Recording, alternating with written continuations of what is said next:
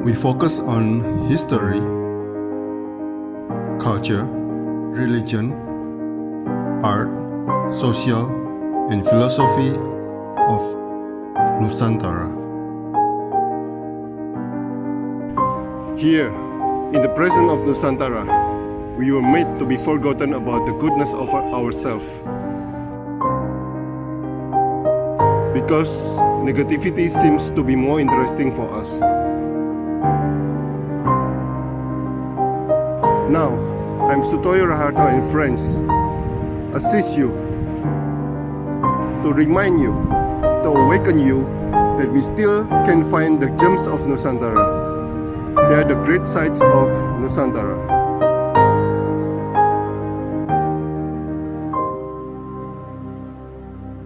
Pak Oki, Anda bergabung di Gerakan Massa Pejuang untuk Rakyat. Anda juga girang pangaping masyarakat Akur Sunda, dan Anda juga baru mengatakan bahwa Anda pengajar SMP di Kuningan. Oke, Pak Oki, pertanyaan saya nomor satu adalah, Pak Oki aktif di banyak pergerakan untuk rakyat. Apa yang ditanamkan orang tua Bapak tentang kehidupan, khususnya masyarakat luas, Pak? Saya saat kecil, kelas 3 SD itu, ada satu pengalaman yang saya sendiri baru tahu setelah saya dewasa. Saya pernah, ya kami anak-anak kecil ya, saya kecil itu di Jakarta, pinggir Jakarta Selatan. Kami tahun 70-an, 72, 73 gitu, ada satu rumah kosong. Jadi kami anak-anak kecil sering main umpat atau apa. Kami masuk ke rumah kosong itu, saya melihat ada peti dari triplek begitu. Ya kenakalan anak-anak dulu, kami pikir wah ini harta karun. Kami anak-anak kecil mecah peti triplek itu. Isinya buku di bawah bendera revolusi Insinyur Soekarno. Saya ingat betul, ini bapak saya punya buku itu. Saya kelas 3 SD.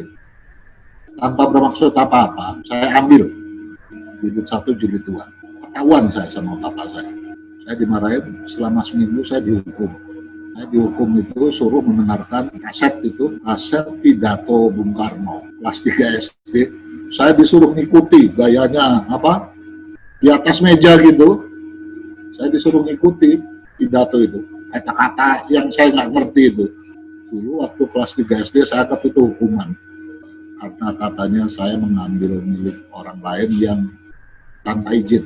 Setelah seminggu, saya disuruh kembalikan buku itu. Kata ayah saya, orang bapak udah punya kok. Saya kembalikan ke rumah kosong itu, udah nggak ada, petinya nggak ada. Saya pikir itu satu masa di mana kami udah lupa lah.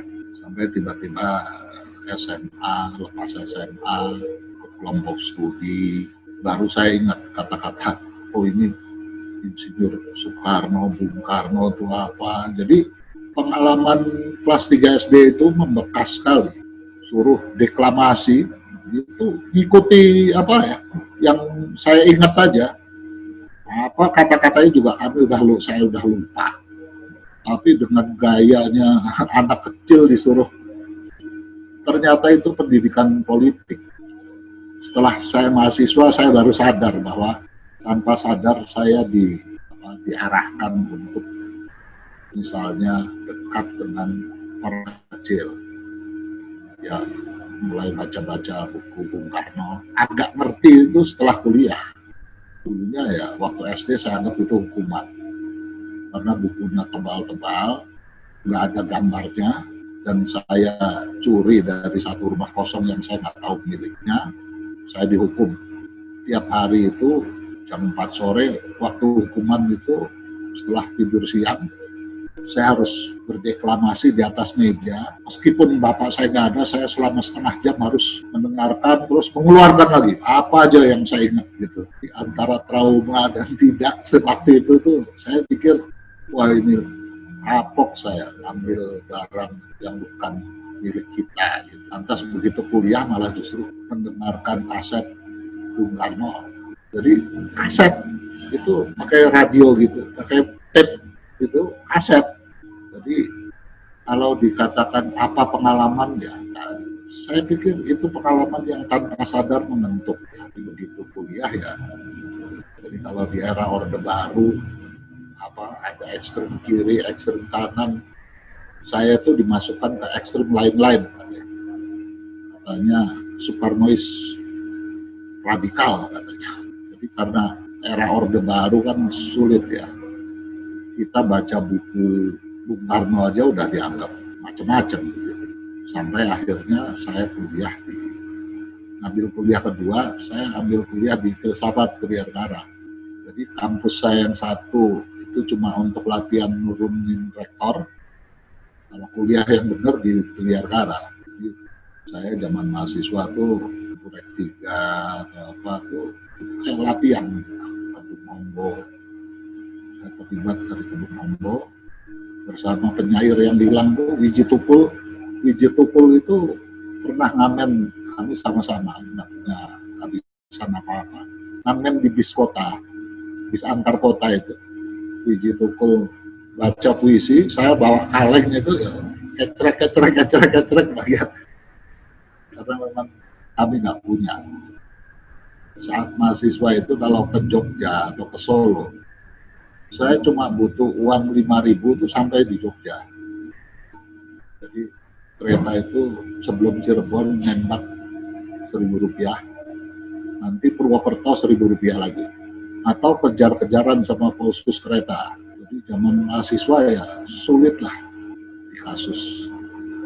Dulu kan gerakan rakyat itu masih dianggap terlalu kiri di tubuh komunis.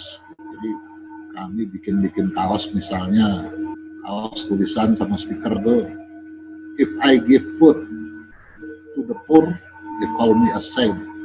Kalau kami kasih makan orang miskin, mereka sebut kami orang suci. But if I ask why the poor have no food, they call me communist. Tapi di saat kami bertanya kenapa ada orang miskin, mereka bilang kita komunis. Zaman Soeharto itu kan seperti itu. Jadi akhirnya itu membuat saya kenal Cibubur. Saya pertama kali ke Cibubur itu tahun 92. Jadi kalau dikejar-kejar di Jakarta, saya lari ke sini. Karena lari ke sini dikejar-kejar di luar kan, saya masuk ke jam 11 malam supaya nggak keluar-keluar. Saya puasa. Jadi di Cibubur itu, habis saya belajar seni, suaranya jelek, nggak bakat. Kalau anak-anak Sunda yang asli, wah itu kan suaranya bagus. Saya suaranya jelek. Cengkoknya bukan cengkok Sunda, cengkok Jawa.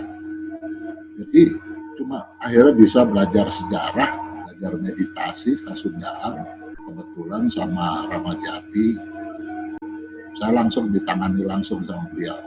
Jadi kalau ke sini ke Cibubur itu 2 minggu puasa lah.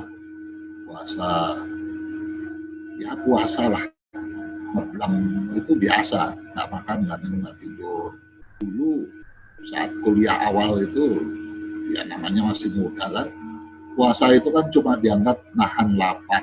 Jadi makin lama mulai nahan keinginan. Jadi saya nahan keinginannya misalnya merokok. Saya punya niat selama 4 tahun saya hanya mau merokok dari jam 6 sore sampai jam 12 malam. Karena rapat dulu zaman mahasiswa pasti rapatnya jam-jam segitu. Gitu. Jadi kalau siang saya nggak merokok. Menghemat juga. Karena dalam kondisi sulit kan, mahasiswa saya kuliah di 2 tempat, bayar kuliah sendiri. Artinya orang tua saya melihat karena saya berani memutuskan kuliah di 2 tempat ya harus siap konsekuensinya, bayar sendiri. Ternyata itu arah ngeblek. Mereka ngeblek anaknya supaya berani konsekuen. Saat saya menikah dengan Putri Ramajati Kusuma, saya mengatakan, orang tua saya nanya, kamu orang Jawa menikah sama orang Sunda, kamu mau bangun keluarga atau kamu mau ngapain? bilang, saya mau bangun keluarga.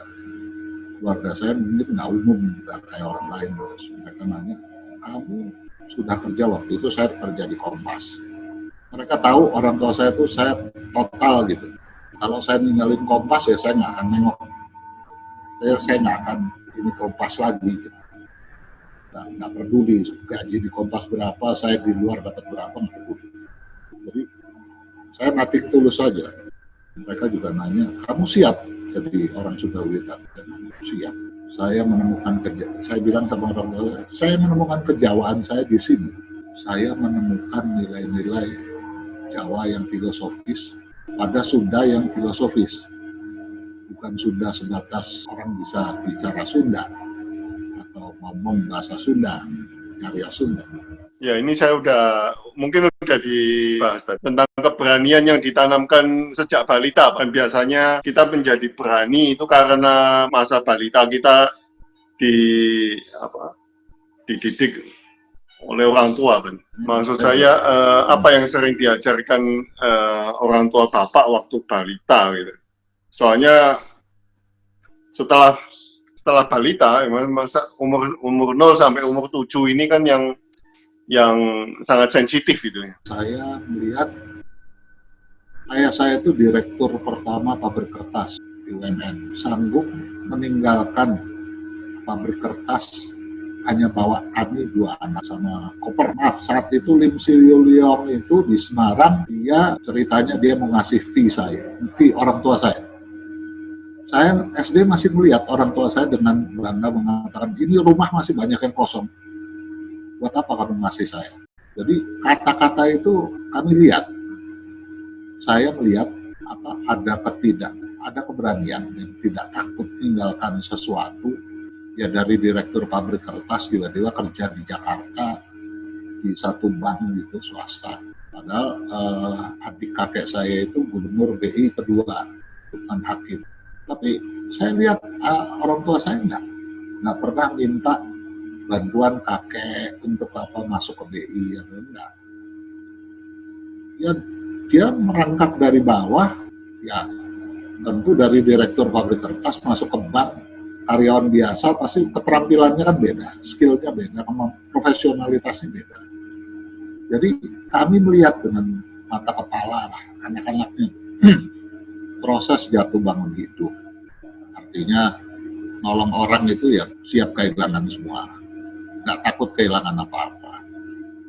Jadi itu membentuk saya. Saya meninggalkan Kompas itu sehabis saya cuti 1 bulan karena saya izin urusan keluarga. Saat itu mahasiswa di Jakarta demonstrasi Semanggi 1 yang ditembakin di depan Atmajaya bulan November. Dari bulan Oktober pertengahan saya udah izin sama kantor, saya cuti di luar tanggungan. Alasannya urusan keluarga. Begitu masuk saya dipersoalkan sama kantor, Anda katanya urusan keluarga. Kok Anda kelihatan di Semanggi 1 di depan Atmajaya?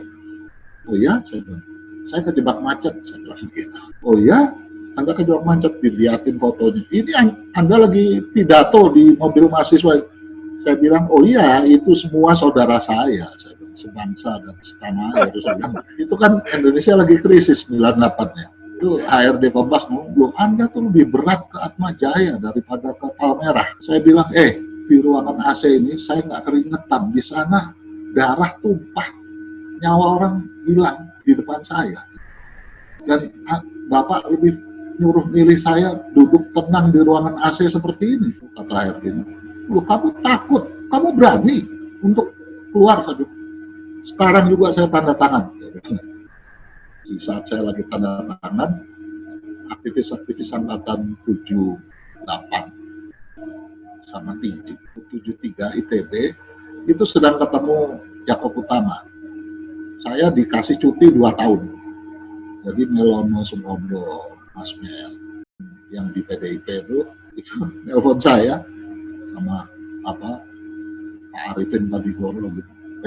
Ini kamu dikasih cuti 2 tahun untuk ngasih pelatihan ke mahasiswa. Saya bilang, wah telat. Saya udah mundur barusan. Wah gila kamu. Saya kan belum keluarga. Saya bilang, kalau saya kelaparan, saya ke rumah Mas Mel, masa nggak dikasih? Saya bilang, beras-beras barang 5 kilo. Saya bilang, kalau enggak kan saya pecahin semua kacanya. Saya bilang. Jadi saya bilang, kamu ini nggak takut hidup? Saya bilang, loh, saya puasa masih kuat. Saya bilang, istri belum punya, anak belum punya, takut apa? Jadi itu membentuk saya bukan nekat ya, tapi saya nanti tulus. Saya nggak punya interest macam-macam lah. Jadi mau keluar dari Kompas ya keluar. Pulang ke kampung di sini dalam kondisi sakit, disuruh jadi guru tanpa bayar anak-anak SMP ya jadi. Wow, wow banget ini Pak. Benar-benar pemberani ini. Dan saya pikir itu karena saya melihat orang tua saya juga begitu. Mereka nggak ngajari saya harus gimana, tapi saya melihat gimana. Saya tanya foto waktu saya masih bayi. Ini kita di mana? Itu komplek pabrik kertas ini. Ada foto Lim Siu Leong sebagai kontraktor, kan? Saya lihat ini Lim Siu Leong. Wah. Tapi terus bapak saya ke Jakarta di bawah dan biasa aja. Artinya betul-betul hanya bawa tas koper sama anak sama istri. Sementara adik kakek tuh, saya kalau datang ke tempat ya lebaran, keluarga kami kan multi agama. Saya ke adik kakek saya itu gubernur BI. Dulu kan gubernur Bank Sentral namanya. Itu rumahnya di daerah Jalan Mataram. Itu udah komplek menteri lah dulu. Jadi kami nyebutnya Mbah Mataram. Kakek saya juga sederhana. Bapak saya orang-orang yang nggak takut hidup lah. Kalau kita lihat sekarang gubernur BI, walah, udah nggak tahu kayak apa simpenannya, maksudnya tanda petik ya, depositonya apa. Saya lihat kakek saya, anaknya, terus cucunya yang masih sepupu saya lihat ya biasa aja. Ya naik bus juga gitu kuliahnya. Jadi artinya kami biasa melihat seperti itu maksudnya. Jadi menjalani hidup juga ya biasa, nggak takut lapar, nggak takut apa yang harus ditakuti. Wow, wow banget ini Pak ceritanya. Oke Pak, Ibu Dewi pernah mengatakan Anda seorang Katolik yang kejawen Pak. Apa yang Anda pelajari dari kedua ajaran tersebut Pak, sehingga membentuk Anda sebagai pribadi yang penuh cinta kasih? Saya passing over, saya berani mengatakan kemarin, ya 2 tahun lalu lah. Istri saya itu nanya, Mas, saya pengen dengar kamu berdoa cara Katolik, doa Bapak kami. Saya di sebelah dia, saya berdoa. Saya udah lupa. Dia bilang, wah saya udah lupa. Saya berdoa tuh dia ngakak. Dia bilang, salah itu. Emang saya bilang, kapan kamu jadi Katolik? Saya bilang, loh, ya wajar lah saya nggak ingat sebenarnya. Itu kan cuma mulut. Beragama secara mulut, saya udah lewat masa itu, saya bilang gitu. Beragama saya udah bukan formal lah, saya bilang gitu. Wah, ini suatu enlightenment ini Pak. Beragama saya bukan beragama mulut. Bukan kulit maksud saya. Oh, bukan kulit, oke. Bukan kulit. Jadi saya ikut retret Anapanasati ikut, Vipassana ikut, meditasinya Deepak Chopra ikut, katanya Deepak Chopra Hindu, Vipassana katanya Buddhism. Terus saya harus jadi apa? Nggak ada masalah buat saya. Saya pikir, saya pernah tanya sama seorang pastor yang dulu kenal saya waktu di sekolah tinggi filsafat. Saya bilang begitu. Maaf, saya nanya, Yesus itu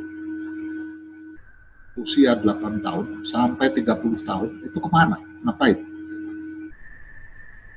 Saya pernah dapat informasi yang katanya dia belajar satu teknik meditasi Buddhism. Apa betul? Dia meditasinya misalnya teknik Kuan Yin. Sekarang Pak Guru Ching Hai bilang tekniknya katanya Kuan Yin. Pastor tahu nggak itu? Atau pastor lebih tahu tentang Roma? Terus dia nanya, kamu ini Katolik apa? Saya bilang, saya udah nggak tahu saya Katolik atau enggak. Saya pikir saya lebih cocok Sunda Wiwitan. Saya menanyakan beberapa hal yang dasar seperti itu.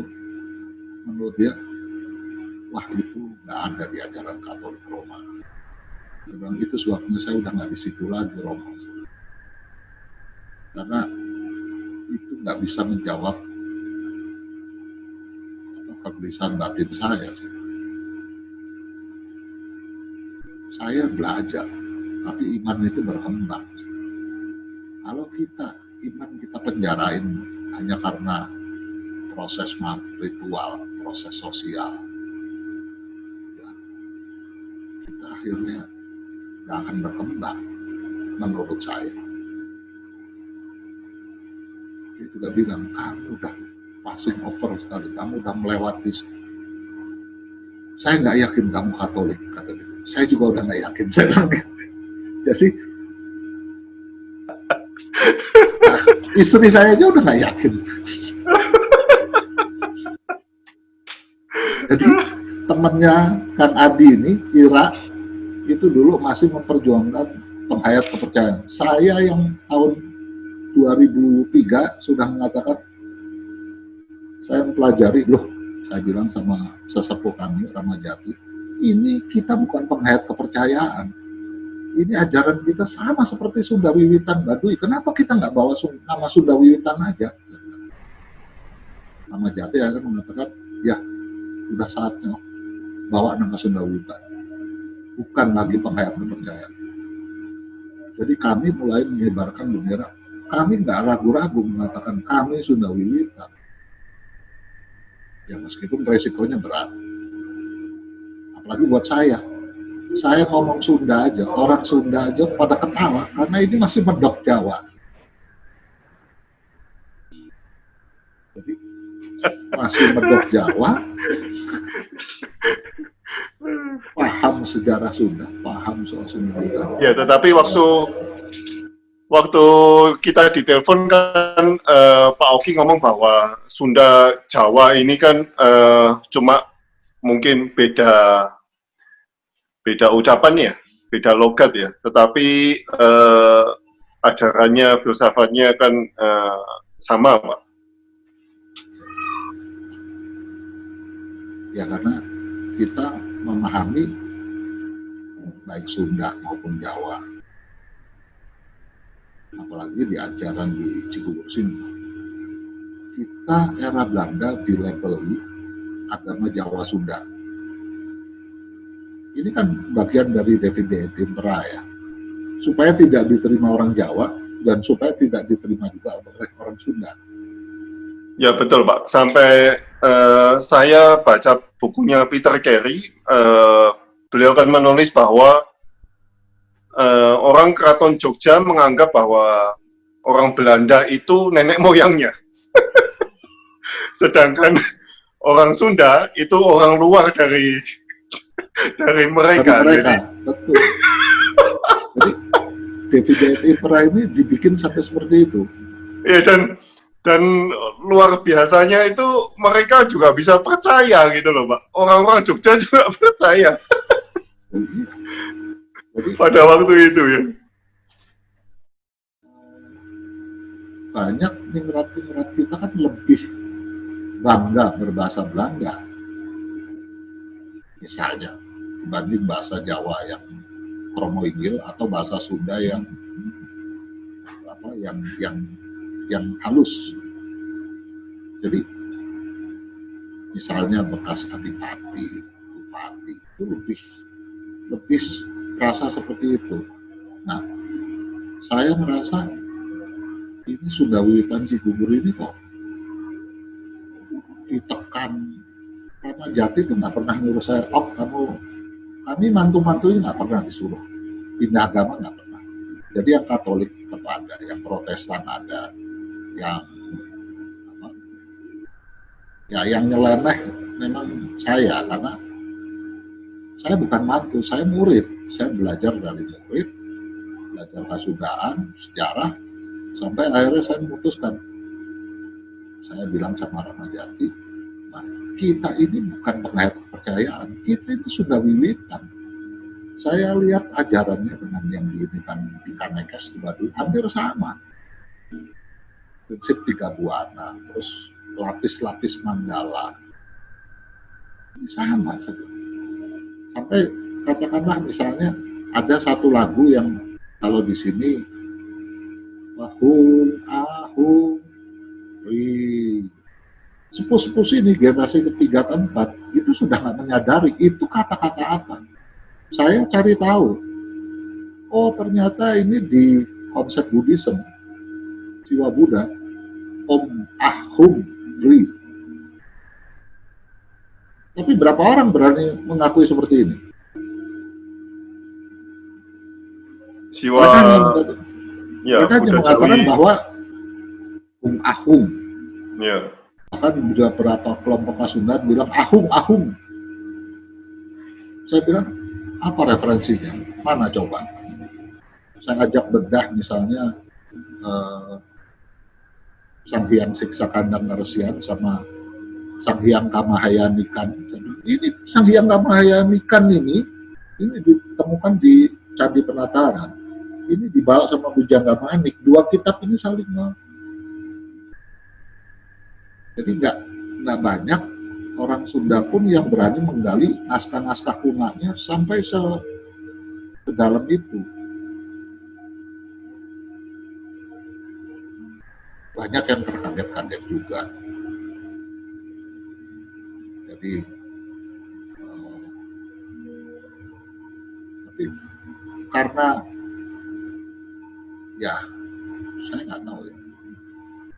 Dibilang berani atau enggak saya nggak tahu itu, tapi kejujuran untuk berani melihat bahwa itu konsep Siwa Buddha, bagaimana sejarah kerajaan dulu dari Salaka Negara sampai ada katakanlah masuk kata Warman itu kan berarti pengikut Wisnu, terus Buddha Tantra, sampai akhirnya Mahayana masuk di saat katakanlah ada Nalanda University. Itu kan juga banyak yang nggak tahu, misalnya kerajaan Buddhism itu di dekat Kuningan itu ada, misalnya dulu namanya Telaga Manggung, itu kampus Buddhism, sama seperti Borobudur. Jadi Galuh awal itu juga ada naskahnya, misalnya Aman Sewaka Dharma itu sangat Buddhism sekali, tapi itu kan unsur lokalnya tetap kuat gitu. Jadi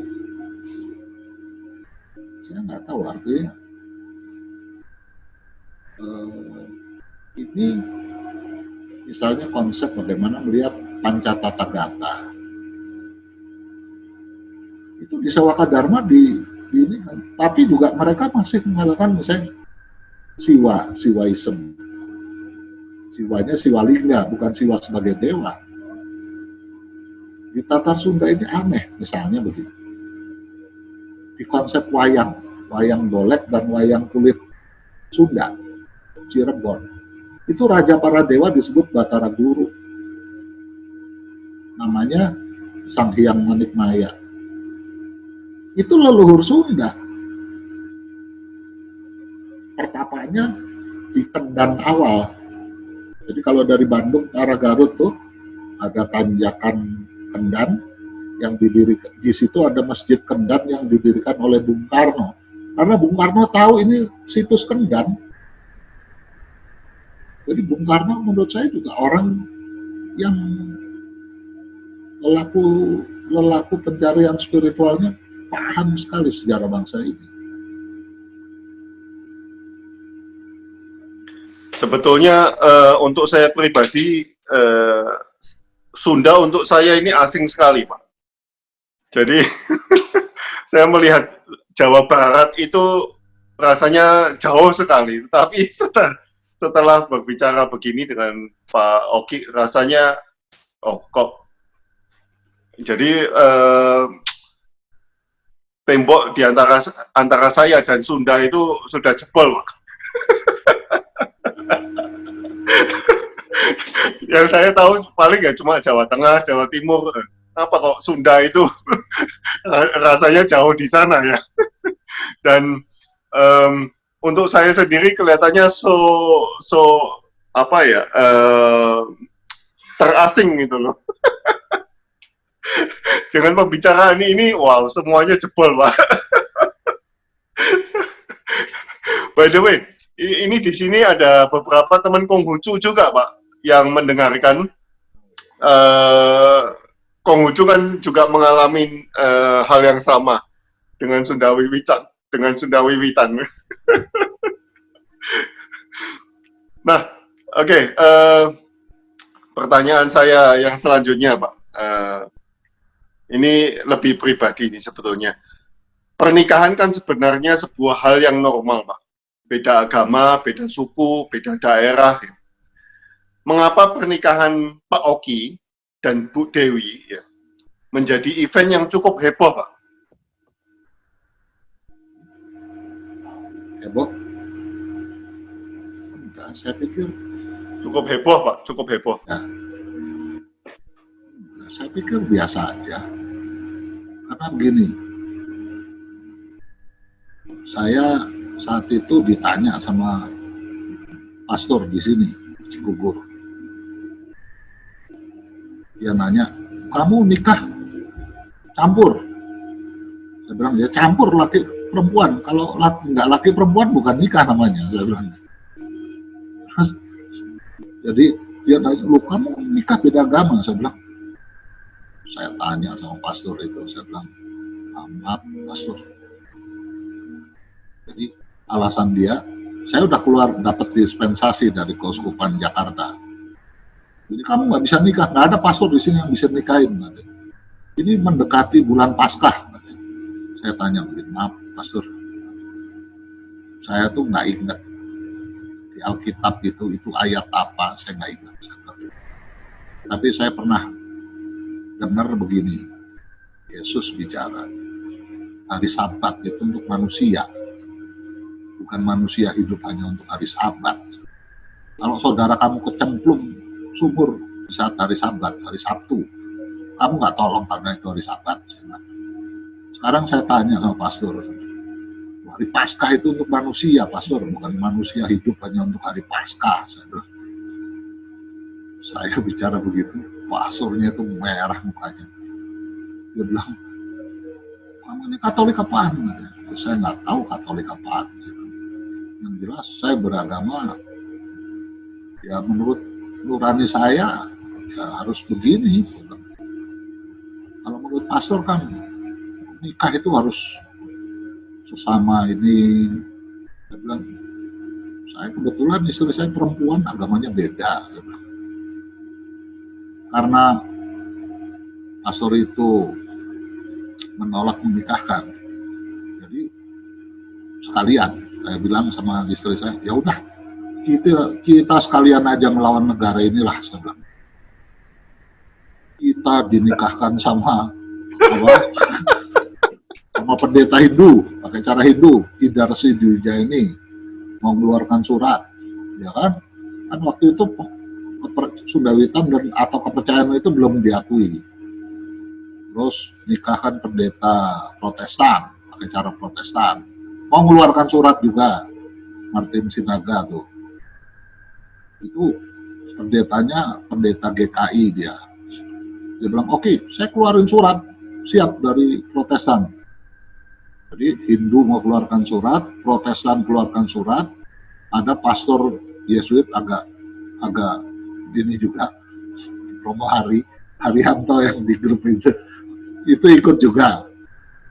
Ya udah saya deh dari pastornya, katanya.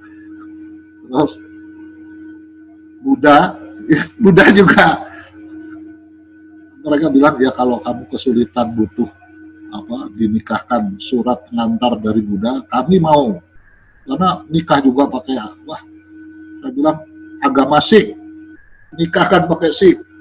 Saya bilang hanya untuk buktikan sama negara ini bahwa ini Orde Baru ini kan agama tuh jadi politik identitas ya, menjadi sekat.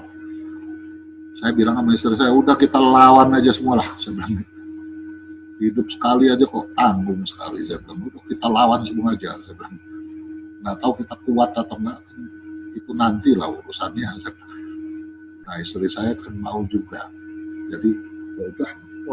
Untungnya Bu Dewi juga pemberani nih. Anak paling kecil itu kadang-kadang sekarang saya lebih sabar dari dia. Sabar. Saya lebih kadang mungkin kelamaan ditindas ya. Wah itu dia lebih galak dari saya sebetulnya. Jangan diterusin Bu, Pak. Nanti laptopnya ditutup, Pak. Iya. Atau listriknya dimatiin, disabot sama dia.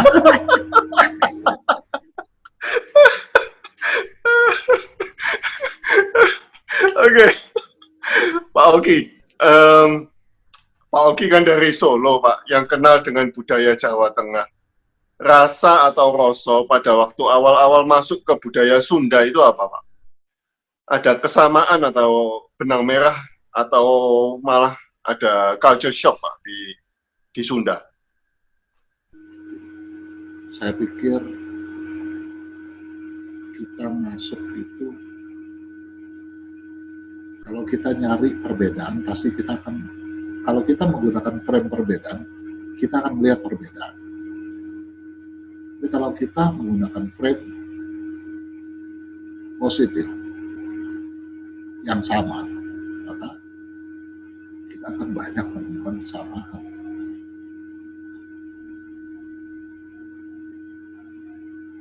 Istri saya anak paling kecil. Saya belajar meditasi di sini tahun 92. Istri saya itu masih SMP kelas 3. Ramat Jati, guru saya tuh udah sering meledekin saya. Saya nggak berani nanggapin karena saya anggap itu bercanda. Misalnya dia tiba-tiba lagi makan gitu, saya ikut makan, dia ngomong, "Oh, dapat salam." Dia bilang, "Dari siapa, Pak?" Disebut anaknya yang paling kecil, ya ini, dulu masih SMP. Saya diam, saya bilang, kakak-kakaknya itu belum ada nikah. Saya bilang, ini kok anaknya yang paling kecil ya, saya ya gitu. Jadi malah dia ngasih tanda, tapi memang mungkin sayanya gablek ya. Atau agak slow, Pak. Bahasa istri saya katanya, kamu itu patung bernyawa. Dia tuh kalau jengkel sama saya begitu, kamu tuh gak punya perasaan, patung bernyawa. Saya cuma balas, kalau bernyawa terus patung bernyawa gimana coba? Ya patung semua gak punya nyawa. Wah ini harus ini Bu Dewi harus kasih saya waktu untuk interview ini. Nah, jadi pernah satu kali itu saya berobat alternatif itu saya di black pakai silet tuh punggung saya. Dewi ngeliat, ya namanya punggung di black pakai silet tanpa obat bius kan pasti sakit. Dia nanya, sakit? Ya sakit. Kok kamu nggak teriak sih? Katanya. Dia bilang, ya mau gimana lagi? Udah biasa disiksa, biasa aja gitu. Saya bilang gitu. Dia nangis-nangis, dia bilang gitu. Aduh, jadi saya ini menikah sama patung bernyawa. Aduh, Gusti, katanya dia nangis-nangis gitu. Saya bilang dia orang. Saya bilang kamu tuh kalau punya laki lebay salah. Laki tahan begini, kamu bilang patung bernyawa, salah lagi. Jadi kitanya nggak ini, ya culture shock pasti ya Mas. Tapi kita tergantung kita lah, saya pikir di semua budaya lah. Saya di mana kita menghadapinya, ya intinya budaya. Menurut saya ngambil yang positif aja. Budaya Sunda dan Jawa sama. Rasa, rumasa, tumarima, rasa Sunda. Kalau Jawa mungkin rasa rumongso. Nah, rumongso biso rumongso. Iso rumongso. Gitu kan? Ya sama. Jadi merasa bisa merasa. Saya lebih baik bisa merasa, meskipun nggak kelihatan bisa, ya karena nggak bisa. Oke, Pak Oki, ini pertanyaan terakhir dari saya, tapi banyak pertanyaan dari teman-teman juga. Pak Oki pernah mengatakan ya, yang mukulin kami kasih makan. Pada saat itu bagaimana meredakan emosi dan amarah, Pak? Bagaimana memunculkan cinta kasih dalam waktu singkat, dan bagaimana melatih diri kita supaya bisa seperti itu, Pak. Ini kan waktu demo itu ya, waktu sekarang begini Mas Sutoyo, kita realistis saja. Kami orang adat waktu itu orang-orang tua, nenek-nenek, ibu-ibu. Istri saya mimpin ibu-ibu, saya mimpin kakek-kakek dan orang tua. Anak mudanya paling cuma 20 orang. Orang tua sama anak muda itu laki-laki cuma sekitar 120 orang.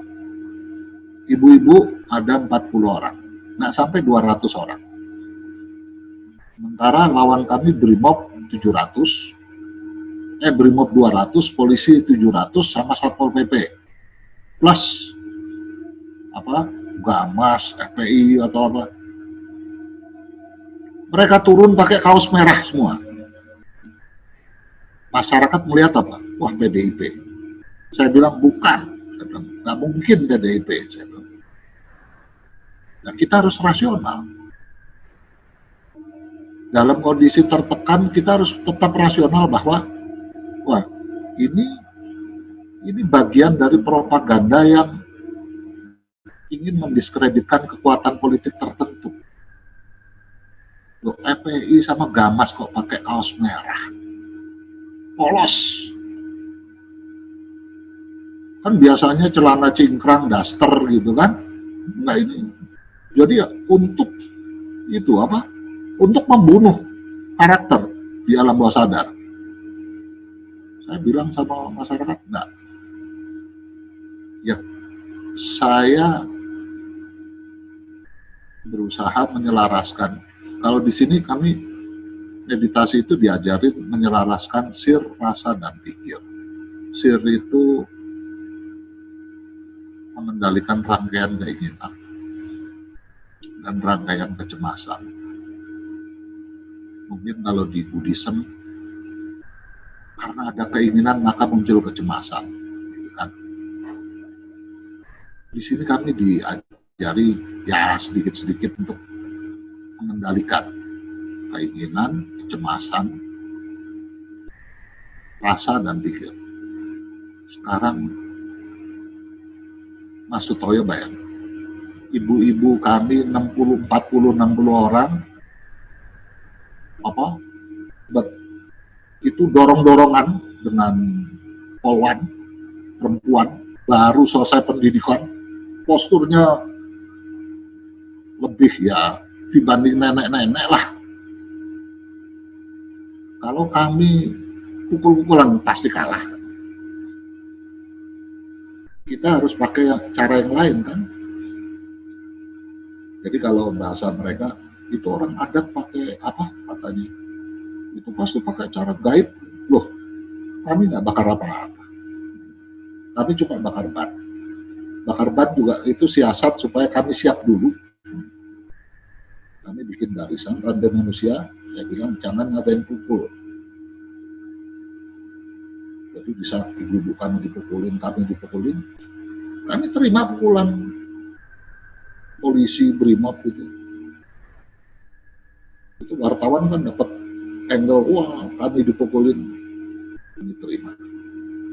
Habis mukulin, mereka belum datang tuh logistik siang-siang. Saya datangin, saya bilang, supaya kalian kuat mukulin kami lagi, kalian makan duluan lah. Gitu. Ini makanan kami bawain. Itu brimob-brimobnya sampai ngomong, ngeliatin saya, oh kamu takut saya racun? Saya orang adat, saya buka nasi, kalau ini diracun saya yang mati duluan, saya makan depan. Ayo, biar kuat, saya bilang. Nanti kita dorong-dorongan lagi, kalian pukulin kami nggak apa-apa, makan dulu, saya bilang. Tapi kami kan juga pakai strategi. Karbohidrat mereka 2 kali lebih banyak daripada karbohidrat kami. Jadi nasinya itu 2 kali lebih banyak, Mas. Siang-siang, nasi lebih banyak. Saya minta buatin teh manis mereka yang kental. Jadi gula dan karbohidrat siang-siang, habis makan, minum teh manis kental, merokok samsu. Ngantuk yang ada Mas saya. Mereka udah langsung liar-liar gitu kan di bawah pohon. Saya ajak lagi kepala bagian operasi. Ayo gimana? Kalian masih kuat kan mukulin kami lagi? Malah mereka bilang, ulah kan, ulah. Ya sekedap, ini mau gimana? Mau diselesain atau enggak? Saya bilang gitu. Malah dia ngajak damai. Sebaiknya cara damainya gimana? Oh, saya bilang gini aja. Saya bilang. Jadi akhirnya mereka juga datengin saya minta maaf. Oh nggak enak kan sebetulnya kita tuh perasaannya nggak enak. Kita mukulin orang adat tuh. Ya, saya bilang, ya udah kalian kan udah jalanin tugas. Dapat uang udah, makan udah, uang operasional dapat. Mukulin kami udah difoto, iya kan? Udah pulang lah. Jadi mereka juga bilang, udah nutupnya gimana kan? Udah kalian bacakan perintah pengadilan. Kalian baca perintah pengadilan, kami baca amanat Karuhun, amanat Galunggung. Jadi amanat para leluhur kami, naskah lama. Kalian diperintah sama negara, kami diperintah sama leluhur.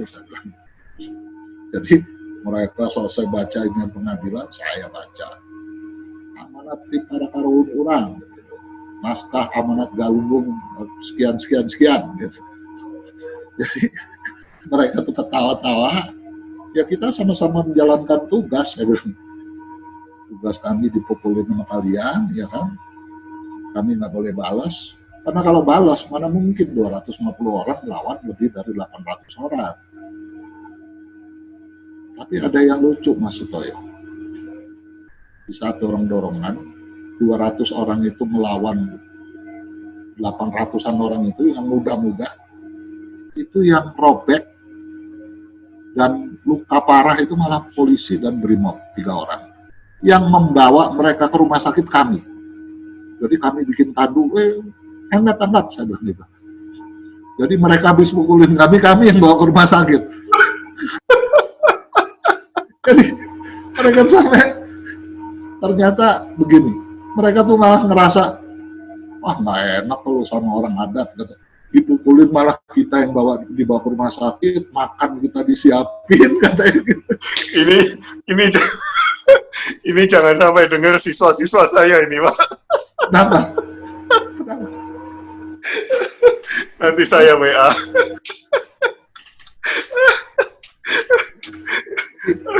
Oke Pak, kita ke pertanyaan teman-teman ini.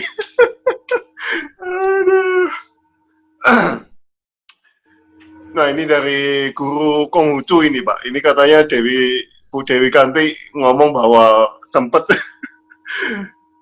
apa ya waktu itu? Udah saya masukin di agama Konghucu aja. Oh iya.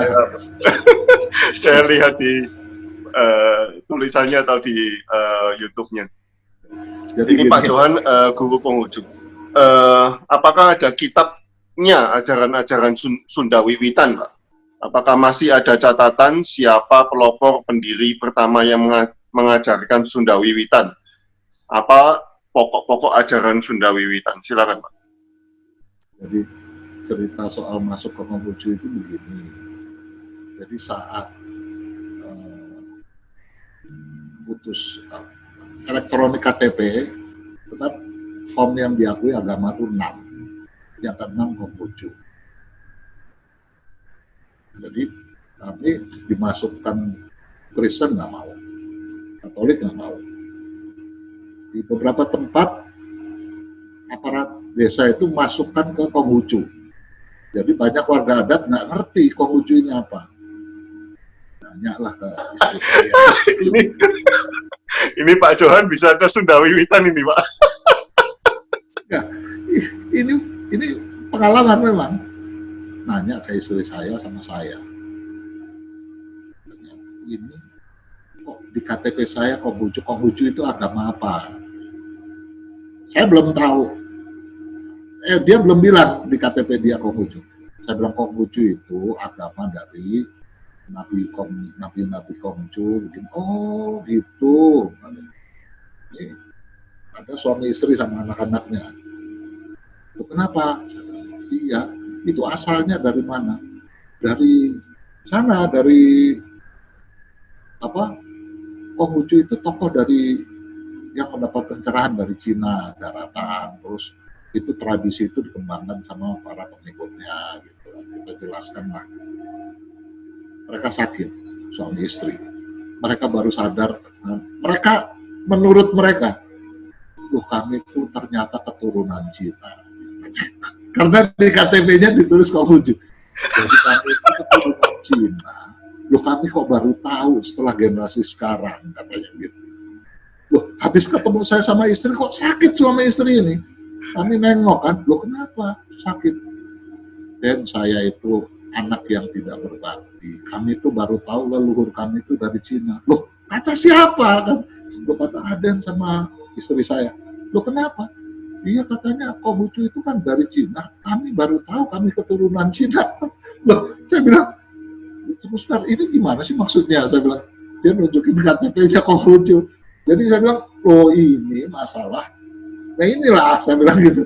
Ini negara main masukin ini, terus warga kami bilang, dia merasa ya sebagai keturunan, dia baru tahu generasi keberapa, ternyata leluhurnya dulu Cina, gitu. Karena di KTP-nya ditulis Konghucu. Aduh. Ayo Pak Johan ke Sunda Pak. Jadi setelah kami jelasin, ini salah administrasi, saya bilang gitu. Kami jelasin, oh gitu. Jadi leluhur kami nggak ada yang orang Cina. Ya kita nggak tahu generasi keberapa, tapi kan jadi dia merasa kok baru generasi sekarang saya tahu saya keturunan Cina, saya nggak pernah berdoa untuk leluhur saya, gitu loh. Jadi KTP dimasukin ke Konghucu itu banyak yang nggak sadar warga Sunda Wiwitan. Setelah itu kita ini kan bahwa di tiap kota ya, di kampung-kampung adat kan itu, kalau ada yang di KTP dimasukkan ke yang lain lebih baik strip gitu. Jadi agamanya apa strip gitu. Maksudnya karena nggak termasuk ke yang 6 itu. Jadi akhirnya warga adat itu ngerti gitu. Oh ya, sama kayak Kanekes Baduy kan, mereka kan nggak tahu banyak yang buta huruf juga, ditulis Selam SW. SW-nya tuh Sunda Wiwitan, tapi mereka nggak mau. Mereka maunya ya Sunda Wiwitan itu harus panjang, bukan disingkat gitu. Jadi perintah Puun begitu. Nggak ada Selam SW. Ya, ini nggak ada SW, katanya. Meskipun dikasih tahu di Banten sana, ini SW itu Sunda Wiwitan. Nggak, itu harus Sunda Wiwitan seperti dulu gitu. Jadi mereka, karena menurut kalau orang Sunda Wiwitan yang nggak kan panjang tidak boleh dipotong, pendek tidak boleh disambung. Jadi harus adanya. Katanya. Ini kenapa dibikin pendek jadi SW? Katanya. Ini bisa yang lain. Jadi mereka nggak mau. Mereka protes karena itu bukan agama mereka. Jadi banyak yang lucu sebetulnya. Ini kita waktu awal-awal bulan Juli kita interview salah satu tokoh Konghucu, Pak. Dan beliau ternyata itu di belakang Gus Dur. Jadi sewaktu Gus Dur jadi presiden, yang Gus Dur konsultasinya dengan Pak Bingki ini. Bingki Wirawan. Ya, dibawa ke istana. Oke, Pak, mungkin boleh dijawab pertanyaannya Pak Johan tentang kitab Sunda, Pak. Jadi kalau dikatakan Sunda Wiwitan itu siapa yang memulai, kitab awalnya apa? Saya mengatakan analoginya begini. Mas Sutoyo tahu bedanya pecel sama gado-gado. Ya, nggak ada bedanya sebetulnya. Ingredientnya, isinya sama. Kangkung, Ya. tauge, kacang panjang, gitu ya. Tapi bumbunya sama, bumbu kacang. Tapi orang bisa tahu ini mana lotek, mana gado-gado, mana pecel. Meskipun bahannya sama. Nah, menurut saya Sunda Wiwitan pun seperti itu. Di setiap tempat, di setiap periode itu masuk percampuran. Maksudnya begini. Periode pertama 125 tahun 125 Masehi, Salaka Negara, itu pengaruh ajaran Waisnawa masuk, pemuja Wisnu. Karena lari dari India kan, di India saat itu yang berkuasa dinasti Gupta. Jadi mereka mensistematisir Hindu menjadi Trimurti yang sekarang, 3 dewa, Brahma, Siwa, dan Wisnu. Itu dari ratusan aliran yang tidak mau ikut sistematika itu sama dinasti Gupta dihancurkan. Hancurkan kerajaannya. Nah, larilah pelarian pertama ke sini. Dinasti Calankayana. Masuk ajaran Waisnawa yang belum menjadi sistematika Trimurti itu. Bercampur sama ajaran lokal. Sampai Tarumanegara, Resi Jaya Singawarman. Masuk bercampur sama ajaran lokal. Tantrayana masuk bercampur sama ajaran lokal. Buddha Mahayana masuk bercampur sama ajaran lokal. Jadi Siwa Buddha saya nggak tahu juga. Kalau kita baca naskah-naskah misalnya Sewaka Dharma, Amanat Galunggung, Sang Hyang Siksakan dan Narusia, yang paling utama tersisa itu 3 naskah utama itu periodenya berbeda. Jadi periode 700 Sewaka Dharma itu faktor pengaruh Buddhism kuat sekali. Percampuran Wisnu, Buddhism, sama ajaran Hyang. Amanat Galunggung tahun 1000-an. Itu percampurannya masuk Siwa Lingga. Percampurannya kuat sekali, ajaran lokal kuat. Sampai akhirnya periode 1300-an, Sang Hyang Siksakandang Resian, 1200-an, itu kelihatan sekali bagaimana kalau kita amati, Sunda Wiwitan itu tidak pernah mencapai sesuatu yang final. Final dalam pengertian ini seperti ini. Contoh kalau kami di Cigugur, sepuh-sepuh di sini tidak semua ngerti bahwa Hung Ahung itu adalah Om Ahung Dwi. Tapi kalau orang yang ngerti Buddhism, mendengar nyanyi Hung Ahung, Pak Sutoyo aja ketawa loh, ini Buddhism.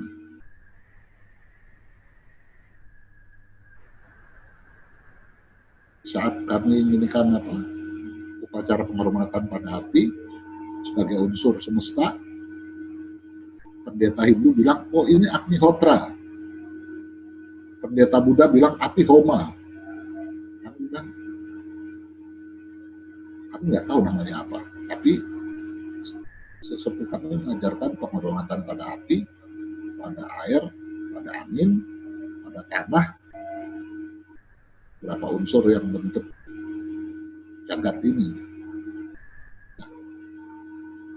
Dan ini semua unsur lokalnya tetap kuat, unsur pribuminya tetap kuat. Jadi sama seperti saya tadi katakan, mungkin kalau kita jalan ke Madiun, Blitar, kita tahu itu pecel, tapi kita ke Bandung kita bilang itu lotek, meskipun bahannya sama. Semua bahannya sama. Kita tetap di saat merasakan, oh ini lotek, beda sama pecel. Begitu ke Jakarta, kita bilang, ini gado-gado ini. Jadi, susah disebutkan siapa yang menemukan. Nggak ada standar baku gitu. Jadi banyak kelompok di Bandung menginginkan Sunda Wiwitan, buat kami sah-sah aja. Kami nggak pernah mengatakan siapa yang paling betul, tapi sebagai satu gerakan yang kami selalu mengatakan bahwa Sunda itu pengertiannya filosofis, bukan sekedar etnis. Tadi ada orang-orang dari Bandung, dari pemuda Katolik, karena kemarin saya diminta webinar ngomong sama Abdul Nababan. Saya bilang, kalau kalian minoritas nggak bergabung sama ini, yang datang orang ada yang meskipun lama di Bandung, dia mengaku dia orang Manado, dia orang. Saya bilang, loh, kalian orang Sunda. Menurut kami, kalian orang Sunda karena apa? Sunda bukan pengertian etnis atau geografis di Jawa Barat. Tapi kalau kalian bicara inklusivitas, kalian bicara kebinekaan, nilai-nilai yang inklusif, saya bilang Sunda itu sebagai satu nation kecil, nation subetnik dari nation besar yang namanya Negara Kesatuan Republik Indonesia. Saya bilang kita pertarungan kita di Jawa Barat melawan kelompok-kelompok khilafah ini bagaimana konsep-konsep yang inklusif ini bisa menyatukan semua sebagai nation identity, sebagai identitas kebangsaan. Mereka bilang, wah, kami kaget, kami dibilang orang Sunda. Saya bilang, iya kan, saya juga dari Jawa. Saya nggak pernah bilang, saya bilang, iya saya lahir dari Jawa, tapi saya orang Sunda.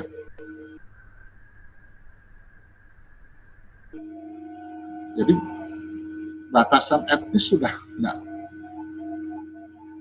mempan lagi. Dulu Belanda mengadu domba dengan cerita Bubat, atau apa udah enggak. Katanya pantang laki-laki Jawa menikah sama perempuan Sunda gitu. Saya bilang enggak.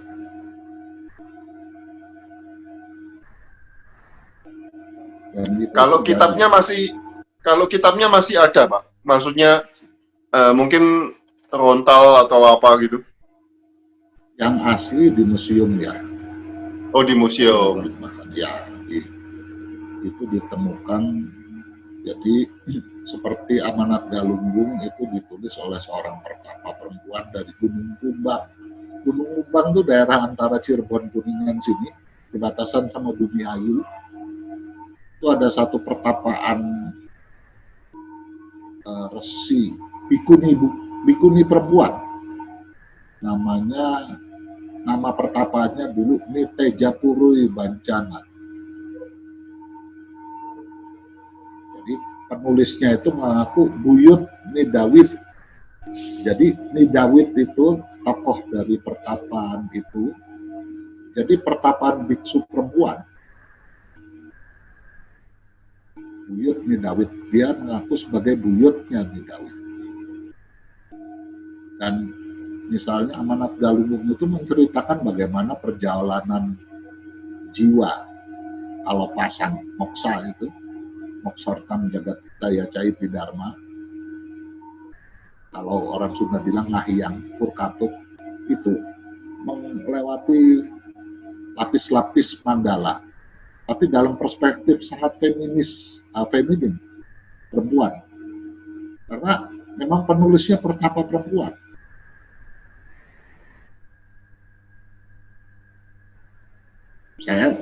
Saya cuma baca, bukan saya hidup di zaman itu. Oke, Pak, ini pertanyaan selanjutnya.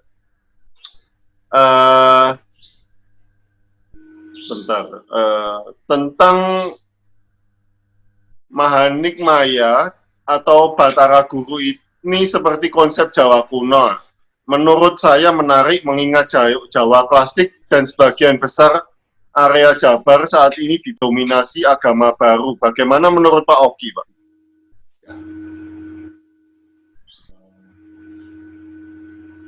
Kenapa sih kelompok-kelompok? Nah, kasus Turbo itu kan satu, menurut kami akhirnya kami menarik pelajaran kenapa sih kelompok-kelompok Wahabi, Islam Wahabi ini kemarin memancing kami untuk konflik fisik, karena mereka melihat bahwa kebangkitan pemahaman Sunda yang inklusif seperti ini ancaman. Ini kan secara ideologis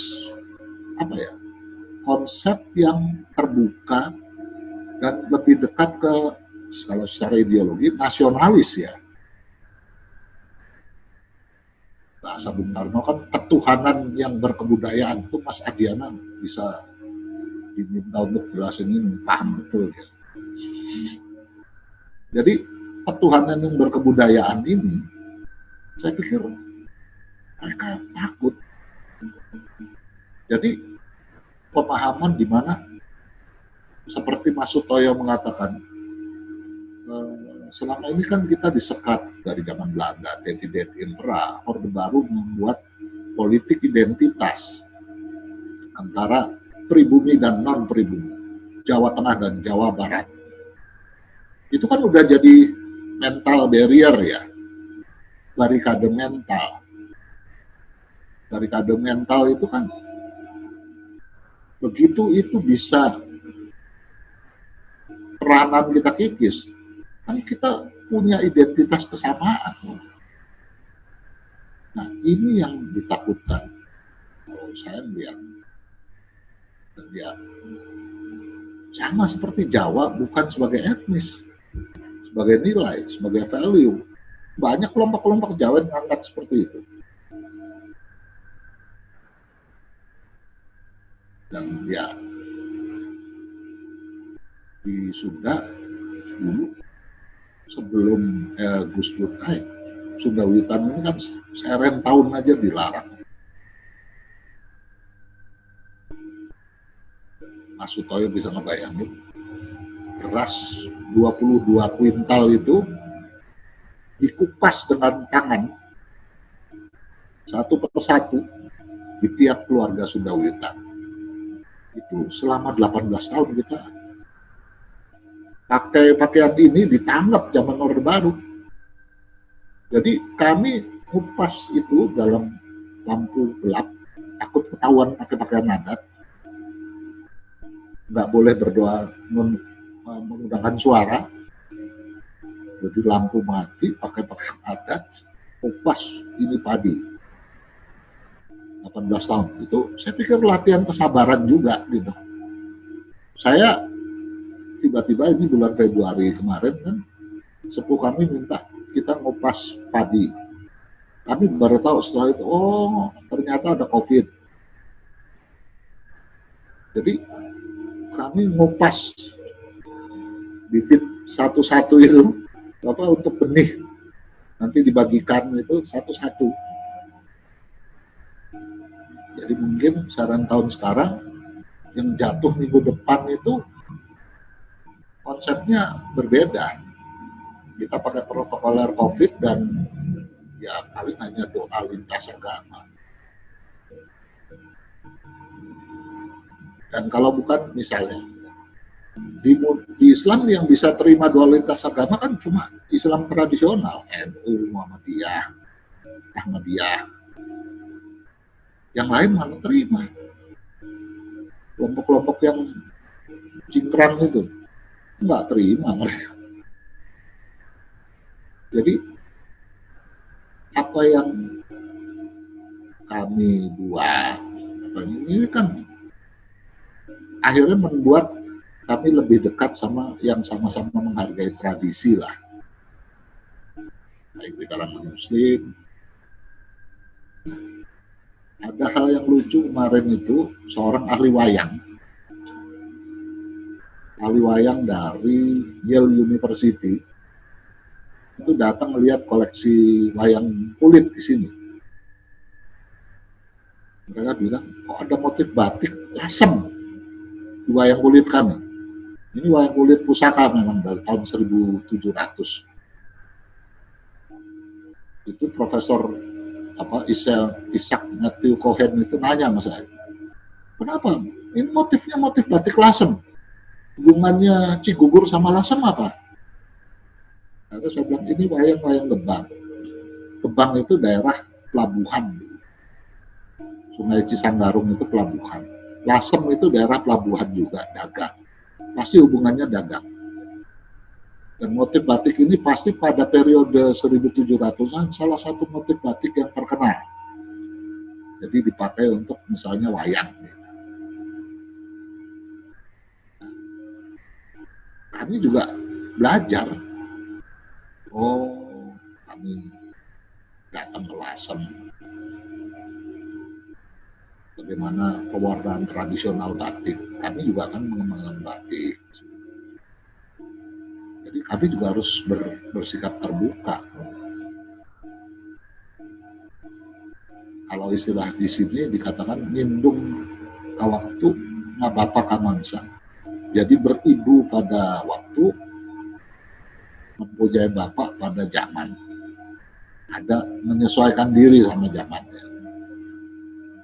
Karena kami bukan Sundawitan kayak di Baduy yang nggak boleh ada listrik atau apa. Kami kemarin tanggal 20 melawan penyegelan anak-anak muda kami dengan dokumentasi. Karena mereka mancing fisik kan. Mereka datang ke jawara atau apa. Kalau kita pancing pakai jawara juga kan fisik gitu. Kita udah diperingatin bahwa ini mau dibawa ke konflik horizontal dan agama gitu. Jadi kita juga nggak mau terjebak lah.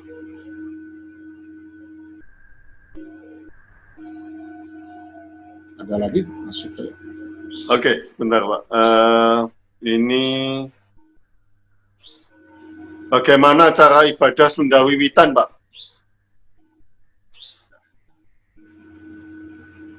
Kalau ibadah yang pagi sore itu kami hanya meditasi di depan. Kalau yang di tempat sini ya, di gedung pusat ini meditasi di depan api Tapi teknik meditasinya mungkin kalau di Buddhism dikatakan samatha bhavana. Jadi meditasi yang menggunakan objek yang bisa ditangkap panca indera. Ada sepuh-sepuh kami mengajarkan meditasi yang menggunakan objek air dengan mendengarkan panca indera air. Ada yang menggunakan api untuk dilihat. Itu kan untuk apa? Menjernihkan pikiran. Kira-kira begitu. Hasilnya apa saya juga nggak tahu, masih proses. Wow. Ini mungkin yang terakhir ini, Pak. Oh, ada 2 yang terakhir. Oke, ya, ini terakhir ini, Pak.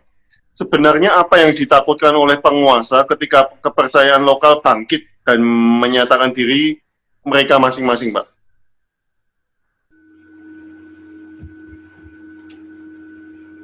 Apa yang ditakutkan penguasa? Saya pikir warisan dari politik identitas Orde Baru itu kan sentimen mayoritas minoritas ya, merasa bahwa mayoritas itu jumlahnya harus mendekati 100%. Jadi mereka tidak mentolerir perbedaan kalau ada warna lain, sifatnya mungkin lokal faith yang mungkin membuat mereka tidak utuh 100%. Dan ini kan tinggalan warisan politik identitas Orde Baru. Orde Baru Soeharto yang 32 tahun itu.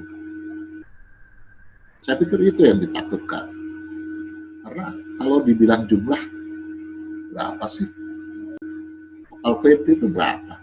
Itu Gamo Bangsa Batak, Kaharingan, atau apa.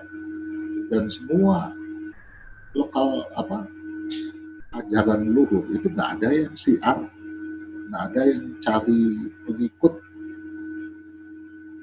nggak ada yang cari pengikut. Sampai kalau di sini kakak saya paling besar tetap pendeta Protestan, yang kedua Katolik, yang ketiga Muslim. Nggak pernah disuruh sama orang tua kami, padahal sesepuh Sundawitan, Ukuhu, kamu masuk semua. Enggak.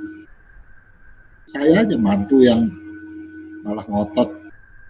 Saya ditanya sama mertua, oh jadi kamu sudah siap bendera Sundawitan? Saya bilang, iya, saya nggak mau bendera penghayat kepercayaan, karena saya bukan kepercayaan apapun. Saya Sundawitan. Ini prinsipnya sama, makanya guys. Saya jelaskan. Sampai saya tunjukkan, ini Buana Panta-Panta, istilah kita begini. Ini. Saya tunjukin di naskah-naskah. Baru mertua saya, ya betul, emang itu Sundawitan. Berarti menurut kamu sudah saatnya kita bawa bendera Sundawitan. Saya bilang, enggak, jangan ragu-ragu mas. Saya bilang, tapi manggil mama kan, artinya bapak.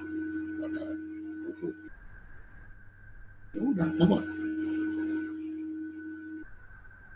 Dari tahun 2003 kan sudah nggak mau lagi penghayat kepercayaan, karena itu kan yang kita pakai era Orde Baru supaya kamu nggak dibilang apa ini gitu kan, karena setelah era tahun 64-65 kan semua sepuh kami mendirikan penghayat kepercayaan gitu,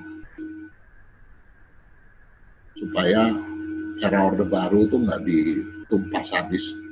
Meskipun kami dilarang 18 tahun upacara adat, pakai pakaian adat, ya ditangkapi, tapi kan nggak dihabisi fisik lah. Jadi masih agak selamat lah, ada yang selamat. Kan ya sebelum tahun 65 kan sesepuh kami dapat wangsit misalnya. Ngiuhan dina caringin bodas. Ngiuhan tuh maksud bahasa Sunda, kalau hujan deras, kita berteduh dulu.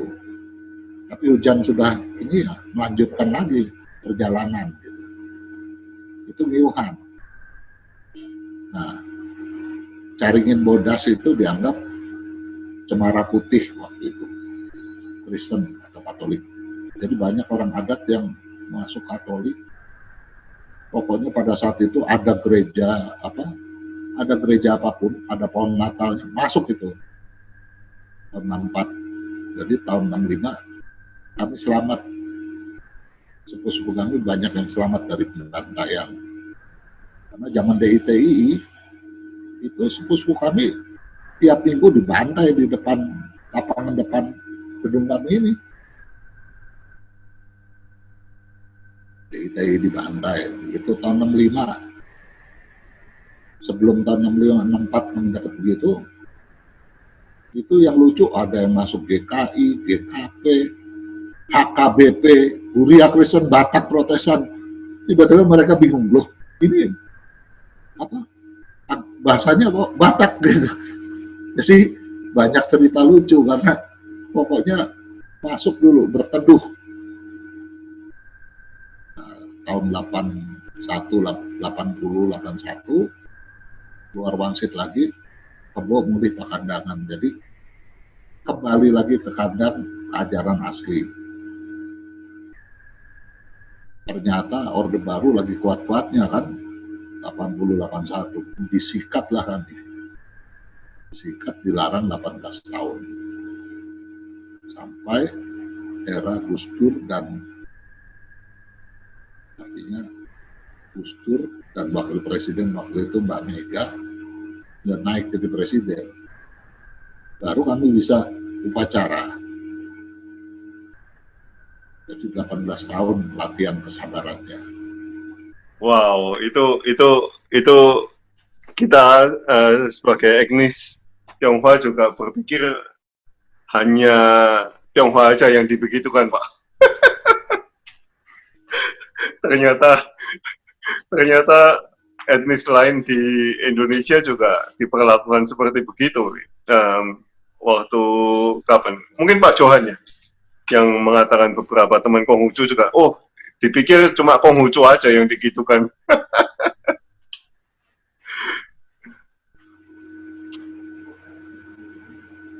Ya itulah Orde Baru. Oke, terima kasih Pak Oki.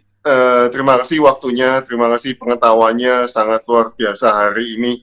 Malam ini sangat enlightening tentang Sunda Wiwitan, tentang Pak Oki sendiri, tentang Bu Dewi, ya. Saya beruntung kakak saya nggak pada denger. Mereka mau membuli saya. Nanti saya minta waktunya Bu Dewi, mungkin bulan depan, Bu. Ini sangat-sangat enlightening untuk kita, ya. Saya juga sangat-sangat berterima kasih mendapat pengetahuan tentang Sunda Wiwitan yang sangat luar biasa. Ini banyak yang mengatakan terima kasih ilmunya Pak Oki. Terima kasih.